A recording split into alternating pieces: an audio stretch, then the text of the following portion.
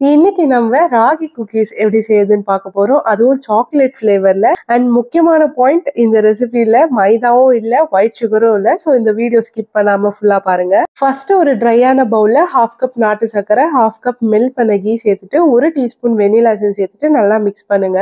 நாட்டு சர்க்கரை நல்லா கரையணும். ஸோ நல்லா மிக்ஸ் பண்ணிட்டு ராகி மாவு 1/2 கப், கோதுமை மாவு 1/2 cup and cocoa powder 2 table spoon சேர்த்துட்டு கையாலேயே நல்லா பிசைஞ்சு விடுங்க. நீங்க எந்த அளவுக்கு பிசையணும்னா, இது நீங்க பிசையும் போதே ஒரு சாண்ட் டெக்ஸ்டர் உங்களுக்கு கிடைக்கும்.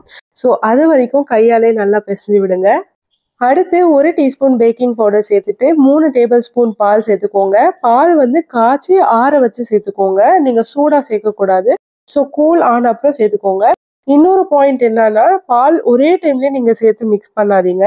கொஞ்சம் கொஞ்சமா ஒரு டேபிள் ஸ்பூனா சேர்த்து மிக்ஸ் பண்ணும்போது உங்களுக்கு இந்த மாதிரி நல்லா டைட்டான டோவா கிடைக்கும். இது மூடி போட்டு ஒரு அரை மணி நேரம் ஃப்ரிட்ஜ்ல வச்சிருங்க. இப்ப ஃப்ரிட்ஜ்ல இருந்து எடுத்தாச்சு. இப்ப கொஞ்சமா இதை எடுத்து நான் வீடியோல காமிக்கிற மாதிரி நல்லா உருண்டை பிடிச்சு இந்த ஷேப்ல குக்கீஸ் ரெடி பண்ணுங்க.